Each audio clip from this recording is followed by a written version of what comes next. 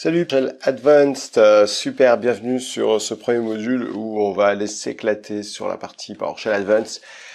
Si vous avez suivi déjà ma formation sur PowerShell pour les débutants, eh bien là vous êtes au bon endroit puisque vous avez passé de l'autre côté de la force obscure et savoir comment aller plus loin dans la partie PowerShell. Donc déjà on va essayer de voir comment convertir une commande en une fonction à partir d'un exemple très simple, vous allez voir, et ensuite on va créer des fonctions, des modules, de la validation, donc plein de choses.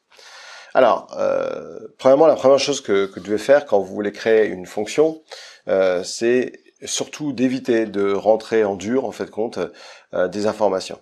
Alors, pourquoi? Parce que si vous donnez un script à quelqu'un, et si vous filez ce script à quelqu'un, eh bien, il va pouvoir le modifier, mais il va pouvoir faire des erreurs. Donc, en fait, compte, lorsque vous testez une commande, vous utilisez en général des valeurs qui sont codées en dur, et ça, c'est une erreur. Je prends l'exemple ici de cette commande qui permet d'utiliser la partie sim instance. Vous vous souvenez que la partie sim remplace WMI de plus en plus. Et là, par exemple, vous avez une commande qui va aller récupérer les informations d'un disque dur de type 3. Type 3, c'est disque dur, 5 CD-ROM, 1, je crois que c'est lecteur disquette, pour la classe Logical Disk. Là, on voit tout de suite que quand vous lancez une commande, on voit qu'il y a des choses que je peux éviter de rentrer en dur. Par exemple, localhost, ça, je pourrais très bien demander à l'utilisateur de rentrer le nom d'un ordinateur lui-même. Donc, c'est l'avantage de mon script, c'est que il sera pas statique, il sera dynamique. Le type de classe, Win32 Logical Disk, en général, on le met en dur parce que l'utilisateur ne peut pas deviner la classe.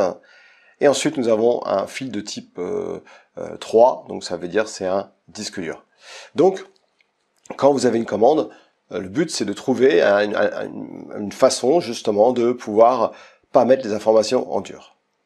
Alors, quand vous créez une fonction, vous allez voir, l'avantage d'une fonction, c'est que vous allez pouvoir la réutiliser, l'appeler à partir de n'importe quel script. Et puis, l'avantage de créer une fonction, c'est que ça évite à la personne à qui vous donnez, par exemple, un script, de le modifier. Et là, avec une fonction, il ne pourra pas le modifier, puisqu'il ne pourra que l'exécuter, cette fonction.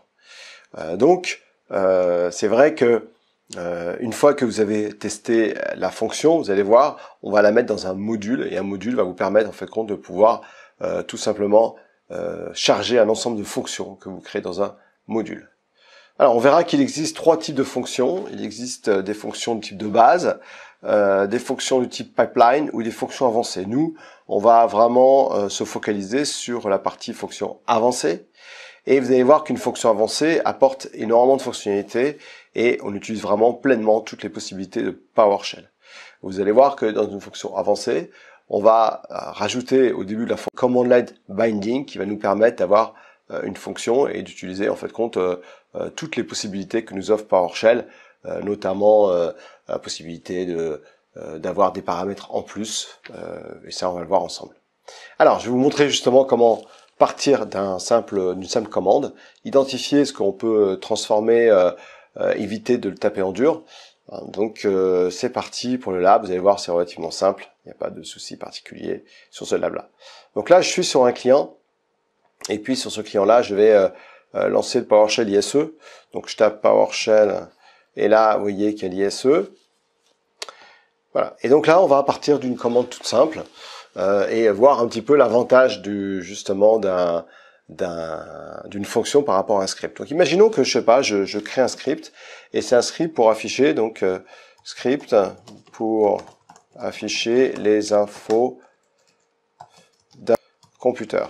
Donc en général quand vous faites ça, vous faites quoi? On va faire un get par exemple sim instance et puis on va dire pour le computer name, et là on pourrait très bien mettre le nom de l'ordinateur, localhost. Alors évidemment ça c'est pas terrible parce que ça veut dire que si je veux mettre un autre ordinateur, il faut que je file le script à quelqu'un qui modifie localhost et qui met le nom du serveur. Et puis là le class name on va mettre Win32 Operating System. Voilà, donc si je lance cette commande là, vous allez voir qu'il va me donner les informations pour l'operating system.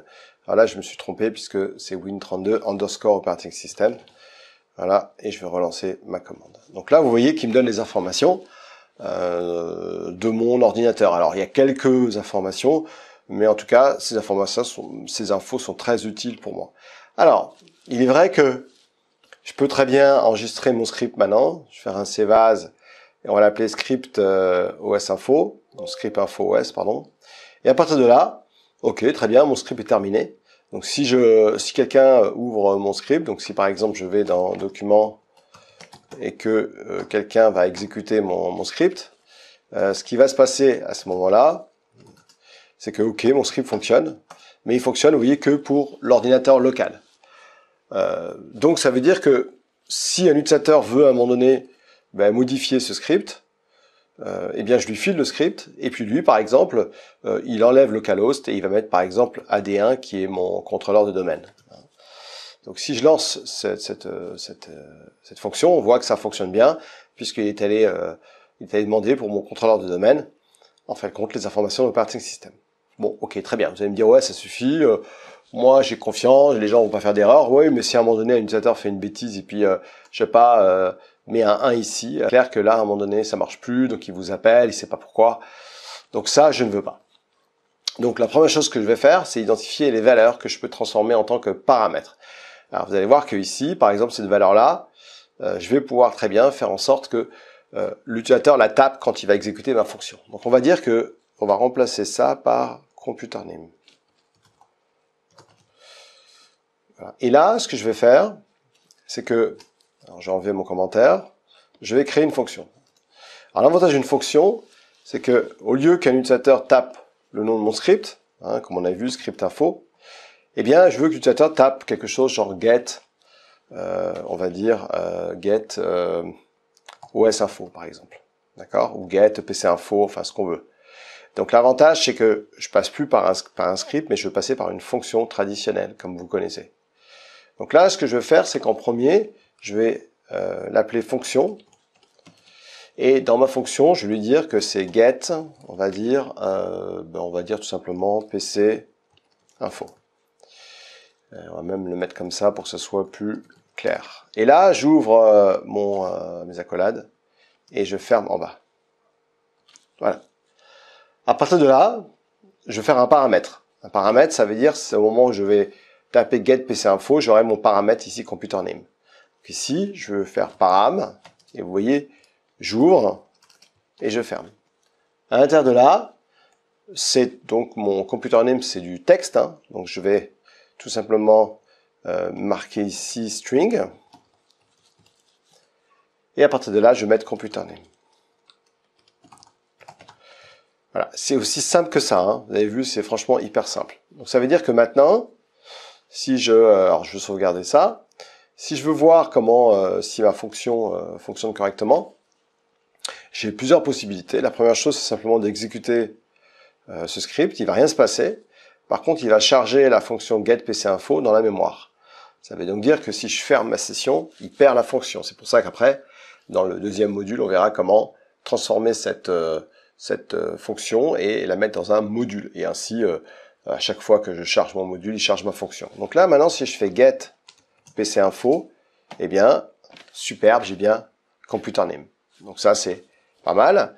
Et puis en plus, donc là, je mets computer name, on va mettre par exemple AD1, qui est mon contrôleur domaine. Et puis, voilà, donc je vois que ça fonctionne correctement. Et puis, voilà, donc je vois que ça fonctionne correctement. Donc ça, c'est déjà la première chose. Vous avez vu que, au lieu de passer par un script, je passe par une commande LED. Donc je crée, c'est votre première commande, première fonction que vous créez. Bravo, vous avez réussi. Ensuite, l'avantage aussi, c'est que si un utilisateur ne sait pas l'utiliser, je peux faire getHelp, get PCInfo. En faisant ça, en fait, compte, si je mets ça un peu grand, il commence peu à peu à me créer un fichier d'aide Dynamics. J'ai rien fait, Vous voyez, donc lui il me dit, ok, pour que ça fonctionne, il faut que tu tapes get PCInfo, le nom d'ordinateur, et il faut que ça soit un champ. Comme je vous l'ai dit tout à l'heure, la chose qui me manque maintenant, c'est vraiment d'avoir une fonction avancée. Alors, juste que je vous montre la différence par rapport à une fonction normale. Vous voyez, quand je fais par exemple get service, j'ai un tiret ici, et vous voyez que j'ai des champs. Alors, je parle pas de ces champs-là, mais vous voyez qu'ensuite, vers la fin, j'ai pause, j'ai debug, j'ai error action, j'ai warning action, j'ai error variable. Vous voyez tout ça, toutes ces, alors je dis bien à partir de verbose, parce qu'après le reste, c'est les paramètres par rapport à la fonction getService, get service name spooler par exemple. Eh bien, Si je fais mon get PC info, j'ai pas, vous voyez, quand je fais tiret, j'ai juste computer name. Donc ça me suffit pas. Je voudrais avoir tous les paramètres d'une fonction avancée. Alors vous allez voir, c'est très simple. Vous mettez là, vous tapez command let binding.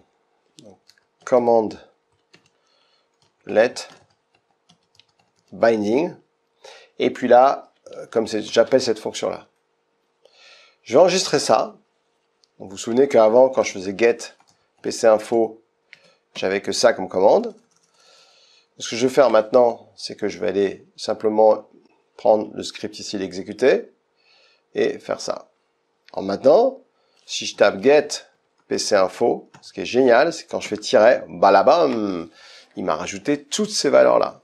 Enfin, tous ces paramètres, verbose, debug, error action, warning, information, error variable. Les deux choses qui me manquent, vous avez remarqué, c'est que j'ai pas l'option confirme.